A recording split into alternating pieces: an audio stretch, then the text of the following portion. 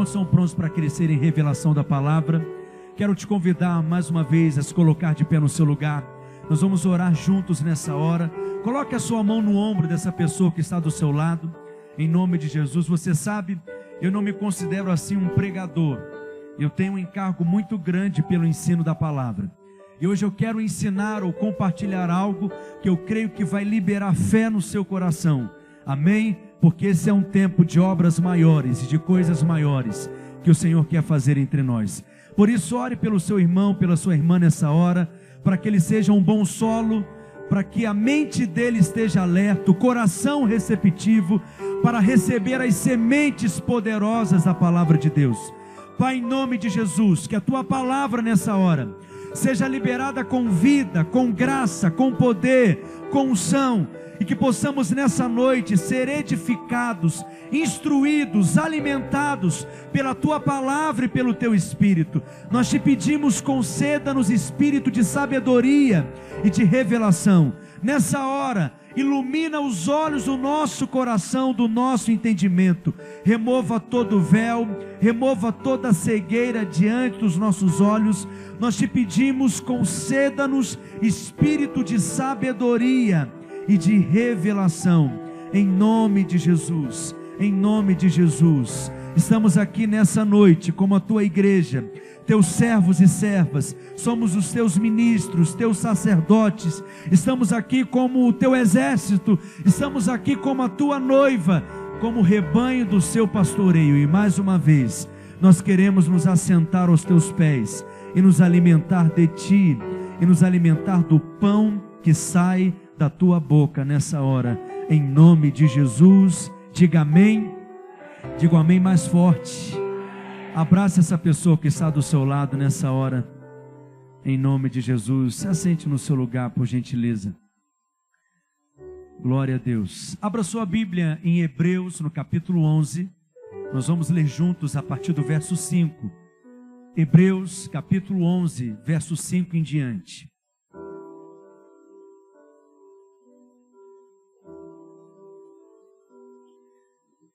Hebreus capítulo 11, verso 5.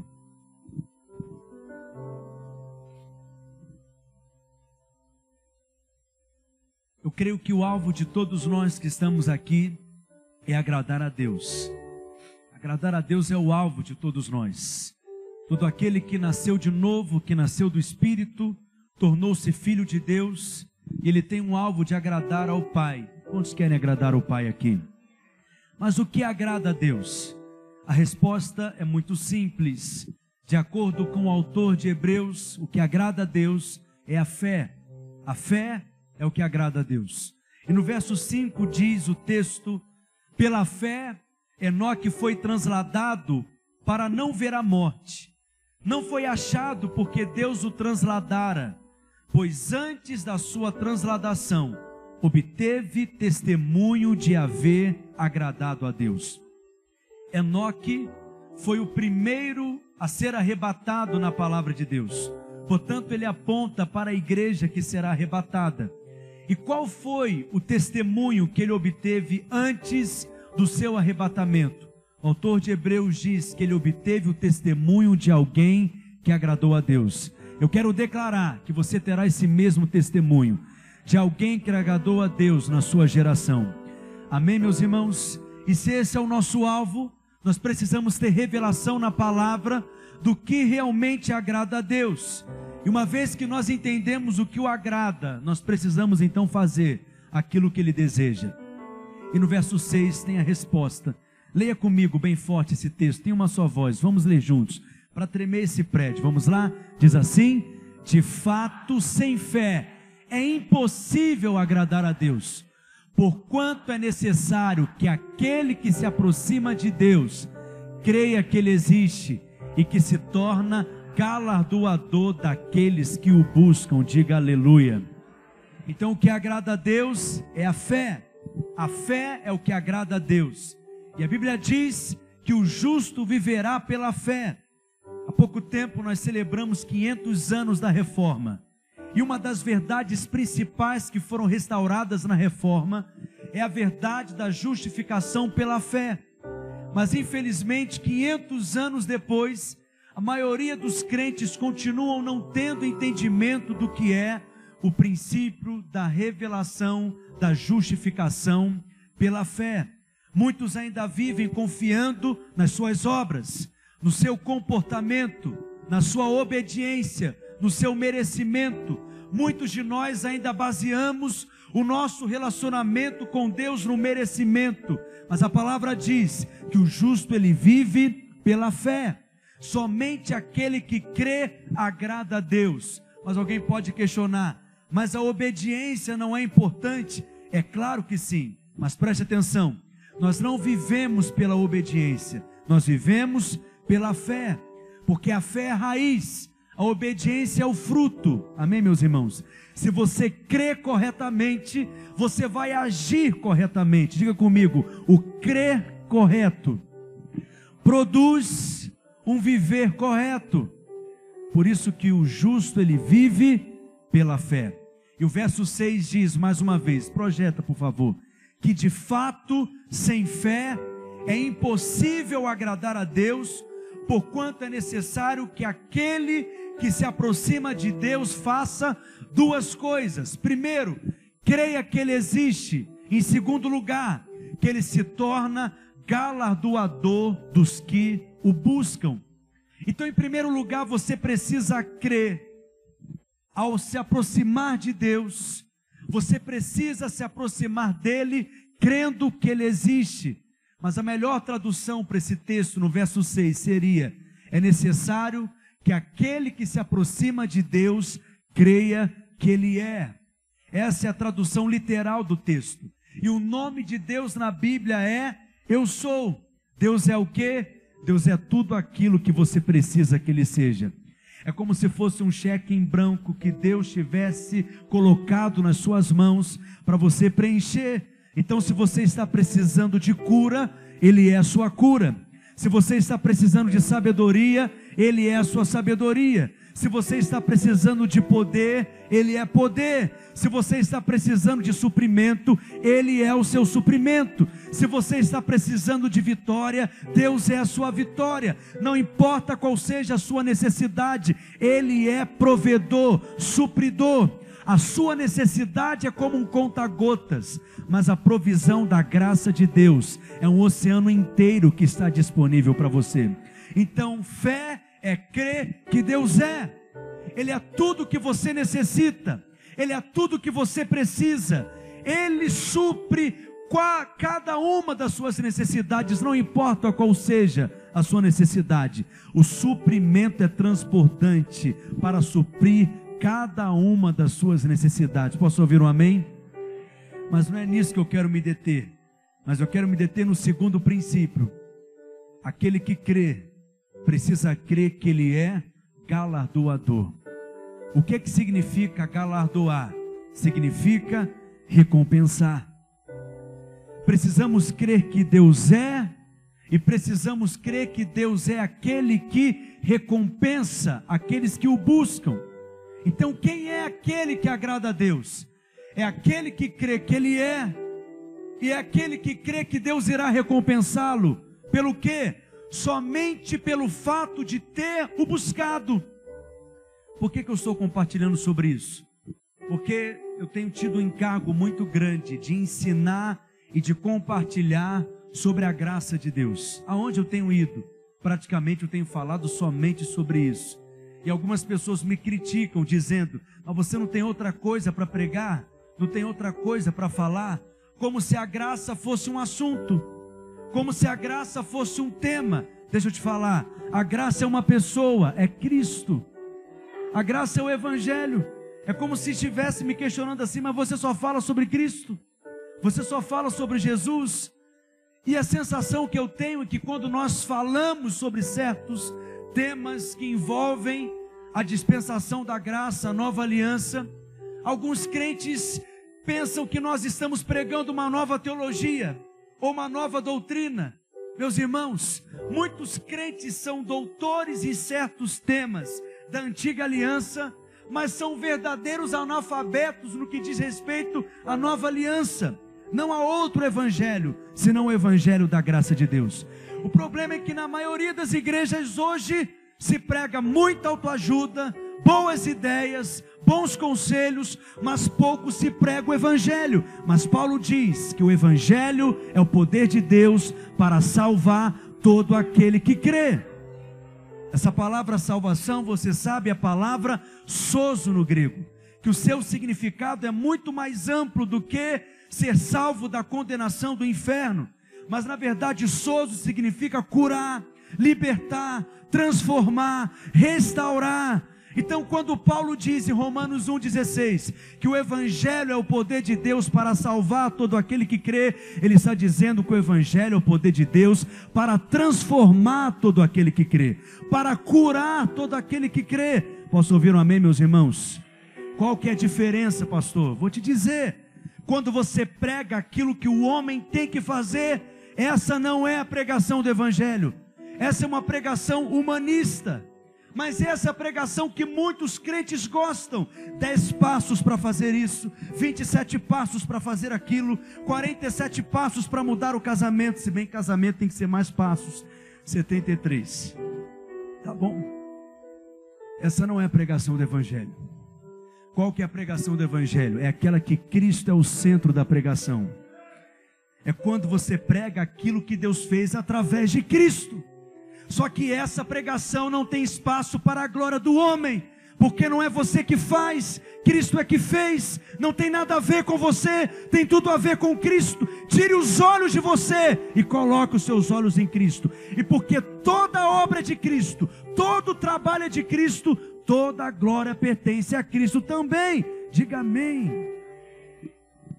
Mas eu tenho ficado muito incomodado com algo, e é por isso que eu estou com o encargo de compartilhar sobre isso. Porque algumas pessoas pensam que o ensino da recompensa é algo que contradiz o ensino da graça de Deus. Porque elas confundem dois conceitos que eu costumo de chamar de herança e recompensa. O que é herança? É algo que você recebe simplesmente pelo fato de ser filho. O filho que se comporta bem receberá a herança, sim ou não? Sim. E o filho que se comporta mal receberá a herança também. O que é herança? É tudo aquilo que Cristo conquistou por você na cruz. Eu vou dizer mais uma vez, te dar mais uma oportunidade.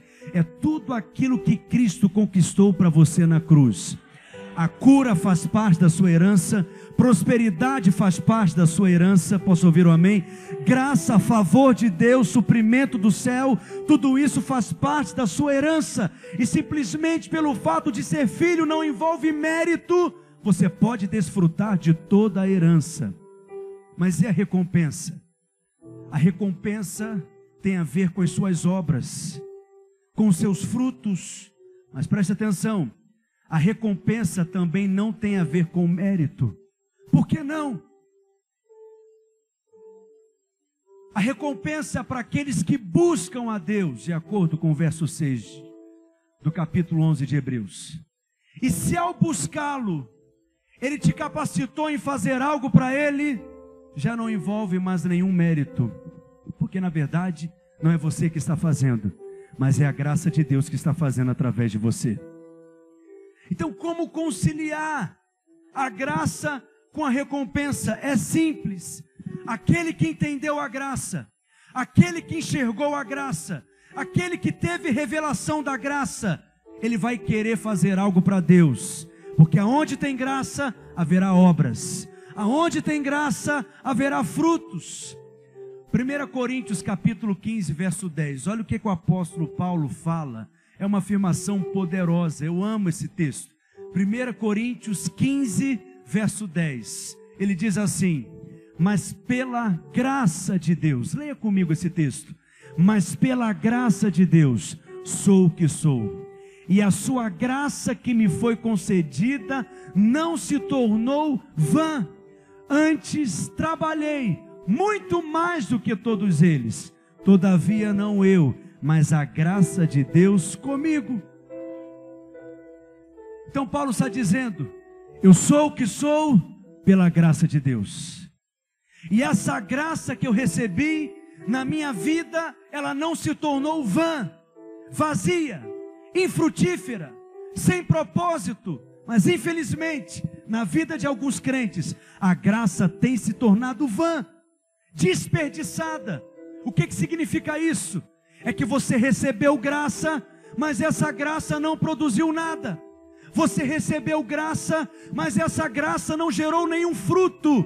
Ele recebeu graça, habilidades, dons, poder, favor, unção, mas ela não se resultou em frutos, em obras para o reino de Deus.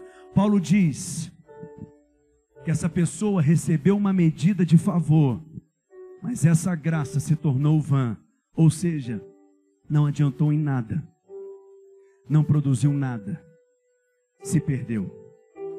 Paulo diz no final do verso 10, trabalhei muito mais do que todos eles. Seria até uma fala arrogante de Paulo se ele não completasse dizendo, todavia não eu, mas a graça de Deus comigo. Deixa eu te falar algo aqui. A chave para ter um ministério frutífero é estar debaixo do favor e da graça de Deus. Acho que você não ouviu o que eu disse, vou te dar mais uma oportunidade, preste atenção. A chave para ter um ministério frutífero é estar debaixo do favor.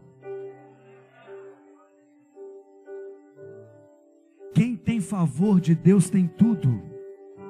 Você não está entendendo. Já foram embora, meus irmãos? A coisa mais importante na vida é ter favor. Você acha que está precisando de dinheiro na sua igreja? Na verdade, você precisa de mais favor. Talvez você pense que precisa, ser alguém muito influente, muito próximo do SD ou do bispo. Não, você precisa de favor. Tem gente que pensa aqui que está precisando casar. Acredite em mim, o que você precisa é de favor. Porque quem tem favor tem tudo. Quem tem favor tem portas abertas. Quem tem favor tem suprimento. Quem tem favor prospera. Quem tem favor frutifica. Quem tem favor é bem sucedido. Quem tem favor tem portas abertas diante dele. Quem tem favor, Deus o coloca em lugares que ele não se esforçou para estar lá, que ele não correu atrás para estar lá, ele nem tinha condição natural de estar ali, ele é um improvável, mas ele está debaixo do favor. E é Deus mesmo que te coloca ali. Tudo que você precisa é ter favor. Como assim? Deus resolveu te abençoar. Você não sabe explicar por quê, mas Ele quis me abençoar. E eu disse, então me abençoa mesmo, porque eu quero desfrutar desse favor. Só que esse favor pode ser multiplicado sobre a sua vida. 2 Pedro capítulo 1 verso 2, ele diz, graça e paz vos sejam multiplicadas pelo conhecimento pleno de Jesus Cristo. Há uma medida de graça que você está experimentando, mas há uma medida maior que você pode experimentar.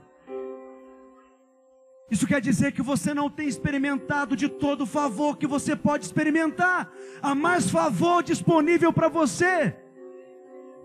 Eu gosto de contar isso. Alguém que me acompanha talvez já ouviu falar sobre isso, mas eu vou insistir. Algumas pessoas sempre perguntam assim, qual que é o segredo para o crescimento da igreja? Qual que é a estratégia? Qual que é a fórmula? Qual que é o material? Quando alguém souber contar para você qual que é o segredo, corre dessa pessoa. Porque é obra dela. Não é obra de Deus. Aí tem gente que fica em crise com isso, porque ele quer a fórmula do crescimento. Ele quer o passo a passo do crescimento. Preste atenção. É claro que nós podemos sistematizar, ensinar, estabelecer planejamento, estratégias. Eu amo isso tudo. Mas acredite em mim. Você pode ter tudo isso, mas se você não tiver favor de Deus, não vai se resultar em nada. Tudo vai ser muito custoso, mas muito pequeno também. O que você precisa é ter favor de Deus. Quem está entendendo o que eu estou dizendo? Eu gosto de contar esse exemplo. Você sabe que Abraão teve 2 filhos, Isaac e Ismael. com duas mulheres, Sara e Agar.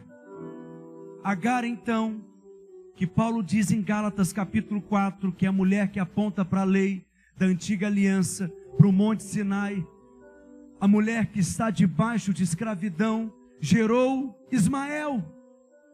Imagine então Dona Agar com o bebê Ismael no colo, levando o bebê Ismael para o pediatra, e ela está ali na sala de espera, e as mães adoram disputar ali qual é o filho, né, que cresceu mais, e a uma diz, meu filho tem 3 meses e fala inglês e espanhol, e a outra diz, meu filho tem 1 ano, né, e já faz isso e aquilo, e olham para o bebê Ismael, aquele menininho forte, parrudinho, perfeito, saudável, perguntam para Dona Agar qual que é o segredo para gerar Ismael.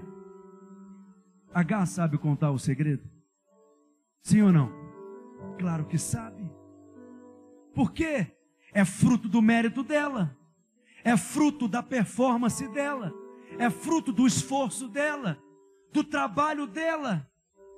Porque Ismael é o filho que Abraão dá conta de gerar, sem precisar de Deus, sem depender de Deus. Então ela diz, o segredo é o seguinte, anote aí. Primeira coisa, 3 passos para gerar Ismael. Pode até fazer a conferência, gerando Ismael em 3 dias. Você precisa ter uma boa alimentação. Segundo lugar, pratique exercícios físicos. Quarto lugar, no dia certo tem intimidade com seu marido. Terceiro lugar, aliás. Quarto lugar, eu sou de uma família boa para ter filho. Essa é a fala de Agar. Mas imagina que Dona Sara frequenta o mesmo pediatra. E ela está segurando o bebê Isaac no colo.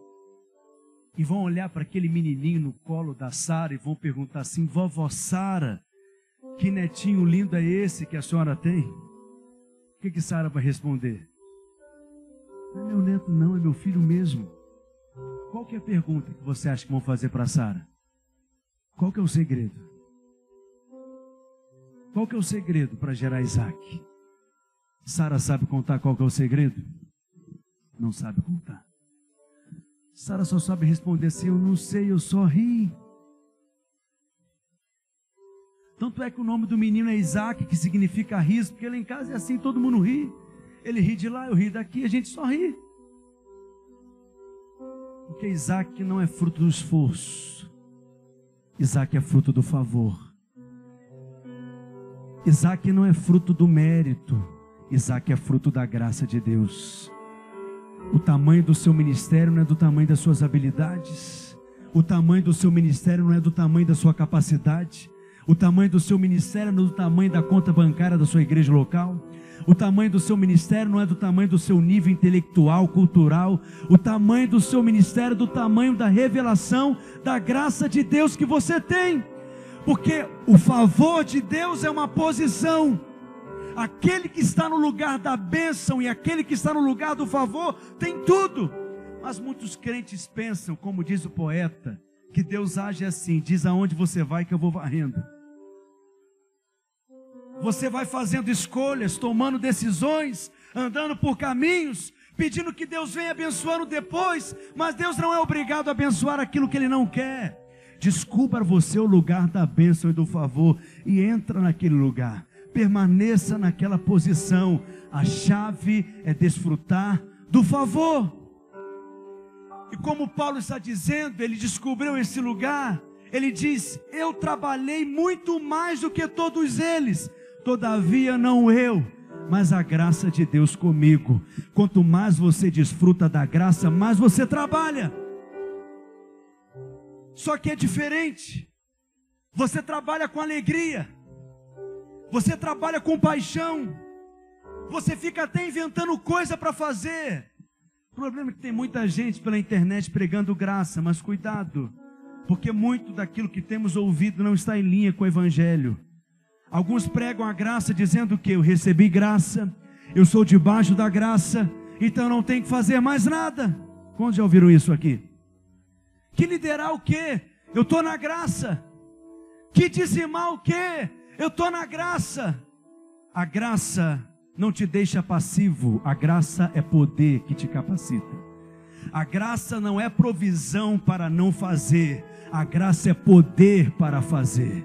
A graça é quando você diz: gente, agora que eu posso liderar, porque eu estou debaixo do favor de Deus. Agora que eu vou dizimar mesmo, porque eu estou debaixo da graça. Agora que eu posso contribuir, porque eu fui alcançado por esse favor. Então há poder disponível. Mas alguns creem de forma contrária. Porque eu estou na graça, não preciso orar. Porque estou na graça, não preciso trabalhar. Porque estou na graça, agora eu posso ficar na beira da praia comendo peixe frito com guaraná quente. Mas o Evangelho diz exatamente o contrário. Porque eu provei do amor de Deus. Eu quero me comprometer de uma forma como eu nunca me comprometi antes. A graça não é só perdão. A graça é poder que capacita você para ser e fazer aquilo que você não poderia ser e fazer por você mesmo. Mas há uma graça disponível para você. Posso ouvir um amém? E você vai trabalhar mais. Posso ouvir um amém? E você não vai reclamar do trabalho. Posso ouvir um amém? E você vai trabalhar com alegria, porque é privilégio, é desfrute. Vou te contar mais um segredo aqui. Talvez você goste de segredos. Vou te contar mais um. Sabe qual que é o segredo? Para ser frutífero no ministério? É ser feliz. É isso mesmo que eu estou te dizendo. Talvez você não vai encontrar esse princípio em nenhum livro sobre eclesiologia, sobre crescimento de igreja. Mas é o princípio simples, é ser feliz. Como assim? Ser feliz com a sua igreja. Ser feliz no ministério. Ser feliz com a sua equipe. Ser feliz com o seu rebanho. Ser feliz dentro da sua casa. Eu fico olhando para a minha vida às vezes, eu penso assim, eu tenho uma vida muito abençoada, meu Deus. Eu tenho uma esposa abençoada, aleluia. Eu tenho uma casa abençoada. Eu tenho uma igreja abençoada. Todo domingo eu prego numa conferência. Todo domingo é uma conferência. É um mover de Deus poderoso. Eu amo fazer aquilo que eu fui chamado para fazer. Eu não acordo pensando assim, hoje é segunda-feira, dia de trabalhar. Eu vou te dizer, o ministério tem que ser uma santa diversão.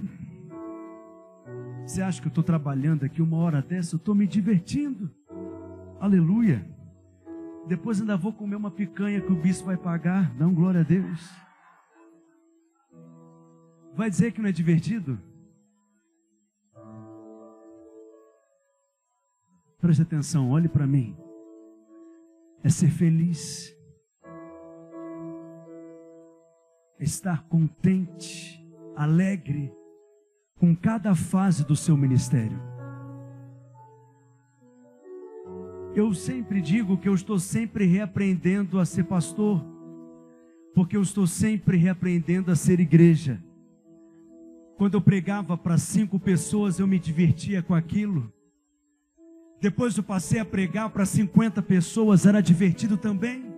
Eu tinha formado no carisma, no seminário, eu queria pregar tudo que eu aprendi em 2 anos em uma pregação só. Os irmãos tinham overdose de palavra, mas eu me divertia. Depois eu passei a pastorear um rebanho de 200, eu lembro até hoje, o nosso alvo era romper a barreira dos 200, porque a maioria das igrejas do planeta não passam de 200 membros, então essa é uma barreira a ser rompida. Meus irmãos, eu tinha fé para 20 células, 200 pessoas, e eu fazia um banner enorme para aquilo. Eu sempre gostei desse negócio de banner, não sei porquê. Depois o nosso alvo foi 700 células, aliás, 70 células e 700 discípulos. E eu lembro que eu fiz um banner também, e o negócio era divertido, porque tinha espaço para 70 células. As células iam se multiplicando, as pessoas colocavam as fotos ali, era divertido demais. Em 2015 fizemos um batismo para mais de 200 pessoas, nós passamos de 1000 pessoas naquele ano, fizemos uma grande festa, eu vou te dizer, foi divertido demais. E agora eu estou brincando de multiplicar a igreja, é uma outra brincadeira, que é muito divertida também. Nós fazemos mais de 10 cultos por domingo, Meu irmão, você tem que aprender a brincar as mesmas brincadeiras de formas diferentes. Sabe qual que é o problema de alguns pastores aqui? É que eles envelheceram antes da hora. Quando o bispo marca uma conferência, eles pensam assim: mais uma conferência, mais um congresso. É porque você é muito chato. Porque aquele que é a criança, ele pensa o quê? É mais um final de semana que eu vou me divertir demais, eu vou receber estratégias, eu vou crescer em revelação, Deus vai me dar a direção, eu vou rever meus amigos, é uma santa diversão. É igual aquela criança que marcam para jogar futebol, ele pensa, como que é o campo? E é gramado? E a bola de que jeito? É uma criança chata, nem chama ela para jogar. Bom é aquele que o bispo fala: olha, o dia do jogo vai ser tal hora. Ele diz: bispo, já estou chegando, pode contar comigo, nós estamos juntos, nós vamos nos divertir demais. É a parábola que fala nos evangelhos das crianças. Uma está ali, né, sentada na praça, e há um outro grupo de crianças brincando, sei lá, de ciranda, cirandinha, e elas dizem assim: vamos brincar com a gente também. E as crianças envelhecidas estão sentadas na praça. Você já viu isso? Banco em praça não é para criança, porque criança quer divertir, encontra potencial de brincadeira em tudo. Se você trancar crianças dentro de uma sala sem nenhum brinquedo, só com cadeira, daqui a pouco está pegando uma e dando cadeirada na cabeça da outra, mas elas vão se divertir de algum jeito, porque criança é assim. E elas insistem dizendo: vamos brincar de lamentações, de fazer funeral. Estou parafraseando o texto. E elas dizem: não, dá trabalho demais, é custoso demais, é difícil demais. E aí o bispo fala: não, vamos brincar de célula, é uma brincadeira muito boa, nós vamos multiplicar célula, e tem relatório para a gente preencher, e nós vamos dar treinamento, e você vai fazer um encontro com Deus, vai muita gente se converter. Aí o outro fala: não, mas eu já brinquei disso e não deu certo antes. Se brinquedo não sei montar direito, não funciona direito, é porque você envelheceu antes da hora, filho. Começa de novo hoje. Começa de novo hoje. Ah, mas eu já brinquei tanto disso. Aprenda a brincar de formas diferentes a mesma brincadeira. Esse é o segredo. Se você quer um segredo, é esse. É se divertir, é ser feliz. Não importa o modelo. Pode ser MDA, pode ser G5, pode ser G12, pode ser Jiraya. Não importa o modelo, não importa que você seja feliz e aprenda a se divertir.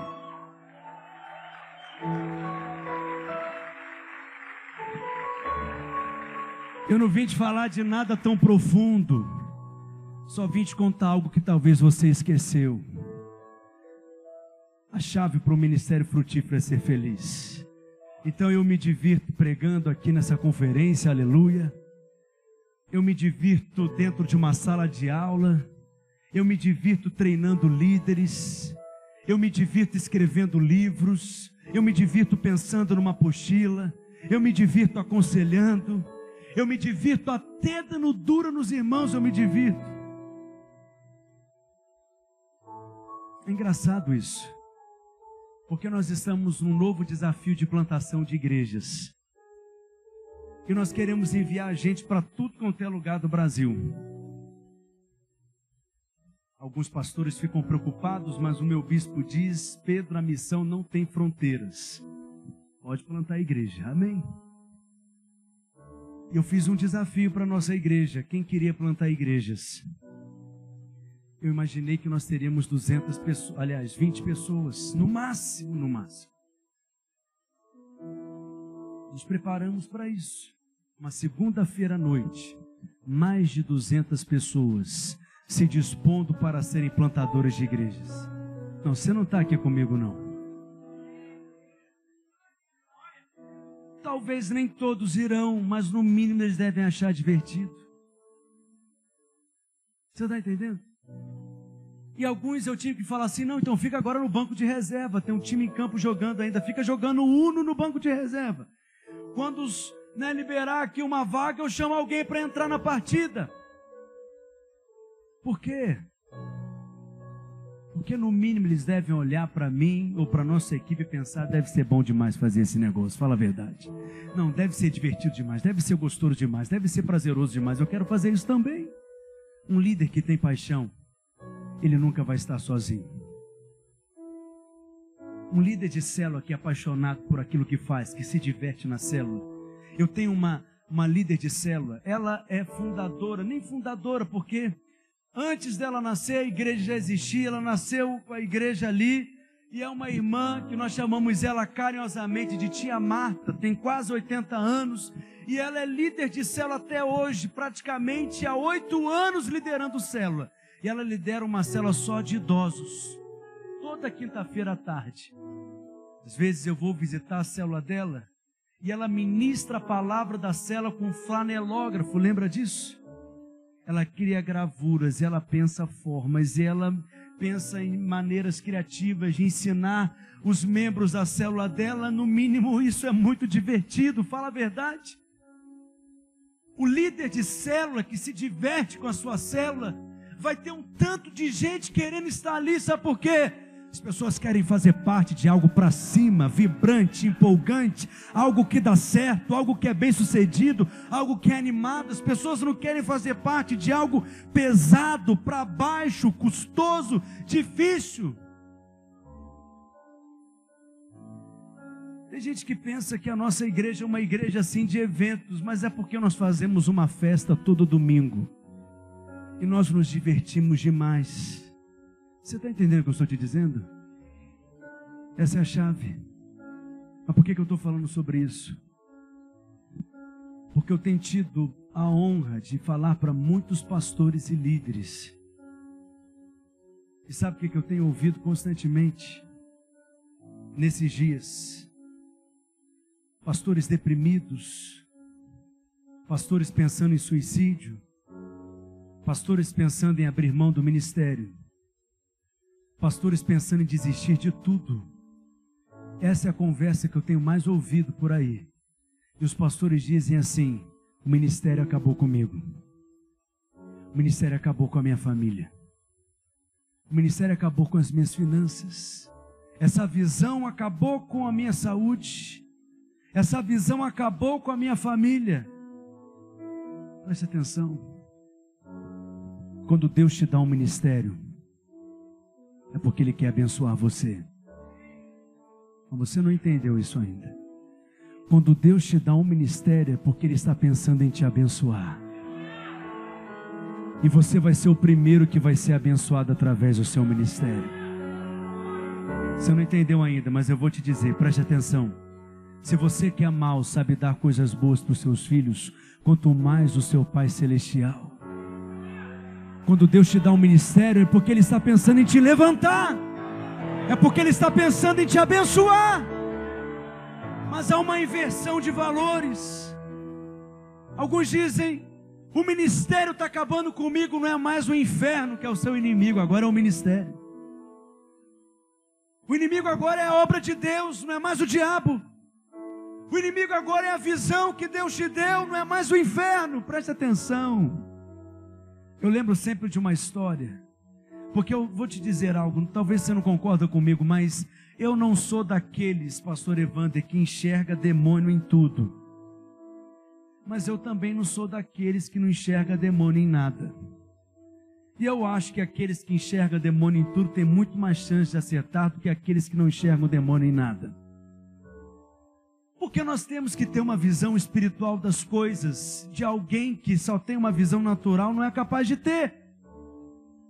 Entende o que eu estou dizendo?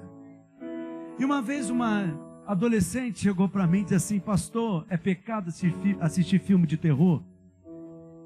Eu disse assim para ela: nem o diabo gosta.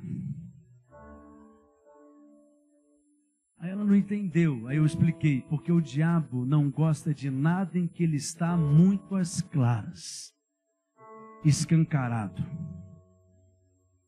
Porque você sabe que o diabo é a serpente, e a serpente é um predador. E qual que é a estratégia do predador? Não é a velocidade como um guepardo, aliás, como um guepardo. Não é a força na mandíbula como um leão. Qual que é a estratégia da serpente? É a camuflagem. É não ser vista.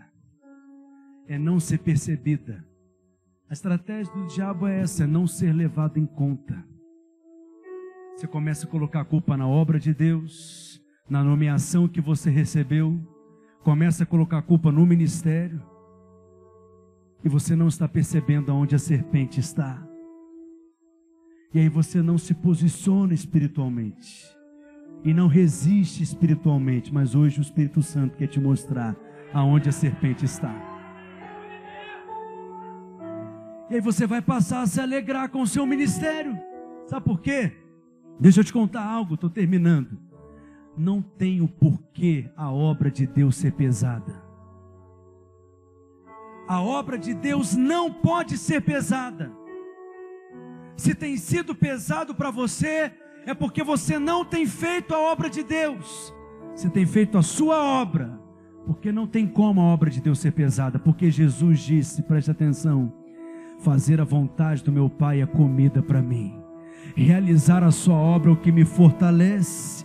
Você pode ficar até cansado fisicamente, mas você se sente animado, energizado, empolgado depois, fortalecido depois, porque não tem glória maior do que essa, do que ser um instrumento nas mãos de Deus, do que ser uma boca que fala, mas é Deus falando através de você, de ver pessoas sendo tocadas, mas através de você.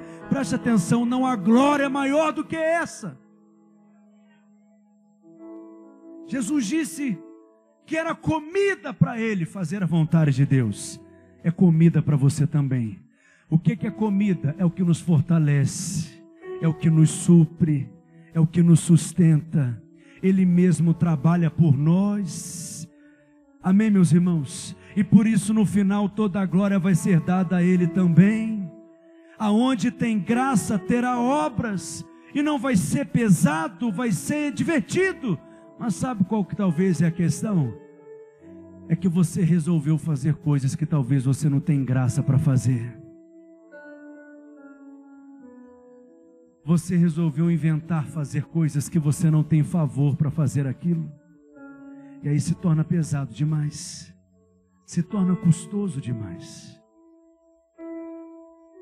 Mas quando você recebe graça, aquela graça que está disponível, que te capacita, é o que te ensina a fazer, o resultado disso é que você terá obras e frutos. Você entende o que eu estou dizendo? A graça disponível para você. Mas desista de merecer. Pare de confiar na sua própria força. Eu falei sobre Isaac e Ismael. Quando Deus pede para Abraão sacrificar o seu filho, ele diz: pega o teu filho, o teu único filho. Se referindo a Isaac, mas espera aí, Ismael já não tinha nascido. Por que então Deus se refere a Isaac como único filho? Olha a revelação, reveladas, revelitudes profundas, profundezas aprofundadas. Porque Isaac é o único filho que é contado por Deus. Nem tudo que você faz é contado por Deus. Só aquilo que é feito na força dele. Só aquilo que tem origem nele mesmo. Talvez aqui alguns tenham gerado Ismael. É fruto do seu esforço. Mas nessa noite Isaac vai nascer. Filho do favor. Filho da graça. E você vai se divertir. E você vai se alegrar no seu ministério. E quanto mais você se alegrar, mais frutos você terá.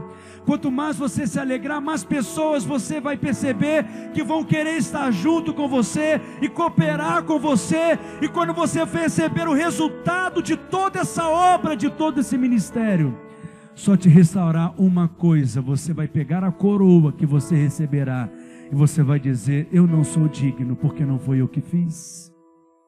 Isso não tem nada a ver comigo. Tem tudo a ver com o favor e com a graça que eu recebi. Mas não permita que a graça se torne vã na sua vida, vazia, desperdiçada. Mas que essa graça possa se resultar em frutos abundantes para o reino de Deus. Quantos recebem essa palavra nessa noite? Recebe mesmo? Então fique de pé no seu lugar nessa hora, em nome de Jesus. Aleluia. Aleluia. Levante suas mãos aos céus. Erga sua mão ao Pai. Oh, aleluia. Há favor disponível para você. E há uma recompensa disponível para você. Nós pastoreamos um rebanho que não é nosso. Nós trabalhamos numa lavoura que não pertence a nós. Se a equipe de louvor puder subir, por gentileza. Você cuida de uma noiva que não é sua. Mas haverá um dia que o pastor desse rebanho, o Senhor dos servos, o dono da lavoura e o marido dessa noiva virá. Como diz em 1 Coríntios capítulo 3, a nossa obra será checada pelo fogo, mas você será encontrado aprovado pelo Senhor, e a recompensa é disponível para você. Vou dizer mais uma vez, há uma recompensa disponível para você. Cadê os pastores que estão aqui? Nós estamos envolvidos no trabalho mais importante que existe no universo. Você não está entendendo o que eu estou dizendo.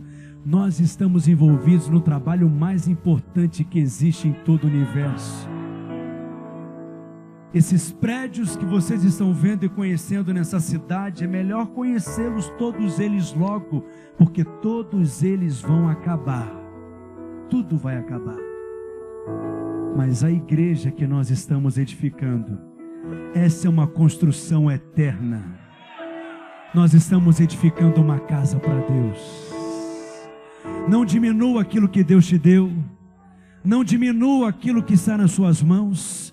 Não existe nada que envolve o seu ministério que é irrelevante para Deus. E não existe glória maior do que essa, do que ser um ajudante da divindade. Você é um cooperador de Deus. E a recompensa disponível para você. Mas eu percebo no meu espírito que alguns aqui estão cansados, abatidos, desgastados, desanimados. Entraram aqui pensando em desistir. Estão percebendo um peso enorme na alma e desgastes de todos os lados pelas circunstâncias. Essa noite, há favor disponível para você. E Ele quer te renovar. Ele quer te fortalecer. Ele quer que você beba dessa graça e seja renovado. Porque os melhores anos do seu ministério ainda estão por vir, acredite em mim. Eu não estou falando isso como uma frase de efeito, não. Porque é de glória em glória, uma glória maior do que a outra. E há uma nova onda de mover e de favor de Deus vindo sobre as igrejas da 7ª região. Se você quer então ser renovado nessa noite, todo o peso sendo arrancado dos seus ombros, todo o fardo, se é com você que eu estou falando, vem aqui à frente nessa hora. Nós queremos orar por você em nome de Jesus. Em nome de Jesus. Você tem perdido a criatividade no ministério?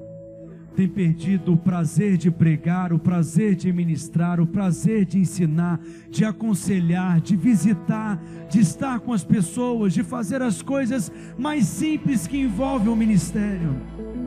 Há favor disponível para você. A graça para recomeçar. Há vinho novo para ser derramado sobre você nessa hora. Oh, você que tem orado buscando sabedoria, direção, discernimento, estratégias, é nesse lugar do favor que você vai encontrar. Talvez você tenha vivido confiando na força do seu braço, carregando tudo na força do braço, e o ministério para você tem sido algo pesado demais, custoso demais. Começa de novo hoje em nome de Jesus. Deus é um Deus de recomeços. Há vinho novo, há unção fresca, há óleo fresco disponível sobre você, e é derramado sobre a sua cabeça nessa hora. Aí onde você está no seu lugar, se você sabe que o seu lugar é aqui na frente, não é aí, vem aqui à frente nessa hora, mas venha correndo, venha sedento, venha faminto. Há favor de Deus disponível para você. Aleluia, aleluia, aleluia, aleluia. Espírito Santo, oh doce Espírito Santo, toca, Senhor, toca, Espírito Santo, como só o Senhor pode tocar. Abraça, Senhor, os meus irmãos e irmãs nessa hora, como só o Senhor pode abraçar. Que eles sejam abraçados pelo teu favor e pela tua graça nessa hora. Traga, Senhor, refrigério, traga, Senhor, descanso. Todo desgaste na alma, todo estresse, toda, Senhor, pressão, todo peso, toda vergonha, toda cadeia de culpa, de condenação, toda fortaleza na mente das trevas é quebrada e é cancelada agora, em nome de Jesus. Satanás, eu te dou uma ordem agora, tira suas mãos sujas da mente dessas pessoas agora, em nome de Jesus. Tudo aquilo que tem tornado o caminhar dos meus irmãos, das minhas irmãs mais lento, que seja quebrado agora, e que o caminhar deles seja liberado agora em nome de Jesus, para avançar, para frutificar, para florescer, em nome de Jesus. Nós vamos cantar essa canção. No seu lugar, estenda as suas mãos e deixe a graça de Deus ser derramada como uma cachoeira abundante sobre a sua vida nessa hora, em nome de Jesus. Tu és bem-vindo aqui e em nosso coração, toma a direção.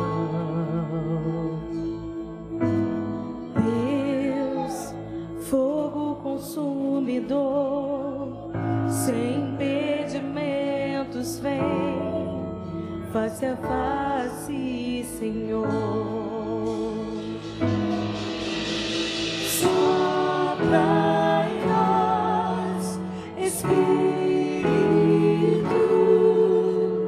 te queremos, Deus.